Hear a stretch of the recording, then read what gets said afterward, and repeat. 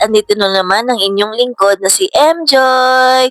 So, for today's video ay magluluto tayo ng pansit, chami. Ito ay pinakang specialty sa Quezon.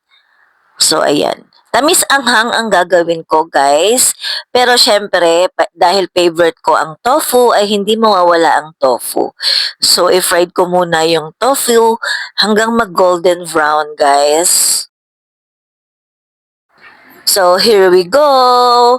Continue na natin ang pagluluto. So, ito ang ating ingredients na gagamitin. Meron tayong vegetable, tofu, and then meron tayong bawang sibuyas.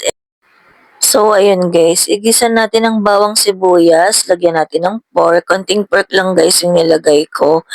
And then, lagyan natin ng paminta kasi nakakapagpabango yan guys.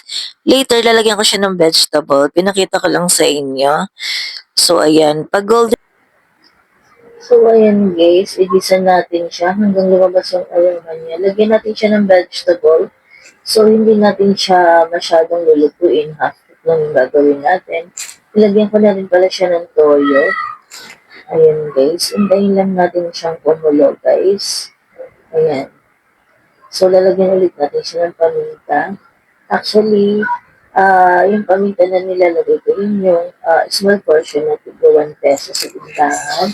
So, ayan. Pag kumulo na, i-set aside natin ang ating vegetable. Kasi ito yung magsisilbing toppings natin mamaya sa pansit. So, ayan, ilagay na natin yung pansit chami, ang tawag sa Quezon. Lagyan din natin ng sugar. Dahil since namis anghang yung ating lulutuin, lagyan na rin natin ng sili and toyo. Chicken powder. So, ayun guys, paminta again. So, ayun. Hintayin lang natin siyang maluto. After na maluto ito, saka natin ilalagay ang ating toppings na ginawa, which is yung tofu and pork.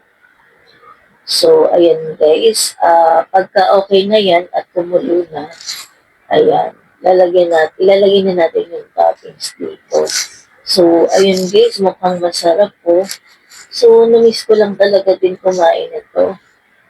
Pansit chami. Kasi nung bata ako, nang gabi-gabi kahit nagtitinda, ma-order kami na chami sa tasa, chami. Ayun, masarap siya. So, actually, hindi ko siya expert. Nakikita ko lang siya sa aking lola and tita kapag nagluluto nito. So, ayun, ginaya ko lang. So, sana masarap ang kalabasan. Kaya lang, ay, syempre, andito kami sa Manila kaya hindi masyado. So, ayun, since nga na-miss ko ay eto na, nagluto na ako at sana magustuhan ng aking mga anak to. For sure, taob to later kasi minsan lang nila tumatikman. And kahit walang kanin ay pwede tong kainin. So, ayan. So, ayan nga ang bata nakaabang na sa aking niluluto. So, ayan, sinet up ko muna yung camera here dito sa salas kasi aayusin ko na at sasandukin ko na ang ating pansit chami. So, ayan na ang final plating ng ating pansit chami na tamis anghang ni MJoy. Version to ni MJoy. Disclaimer lang po dahil ito ay version ko. Hindi ito yung perfect na luto pero for sure masarap ito. Promise! Bye!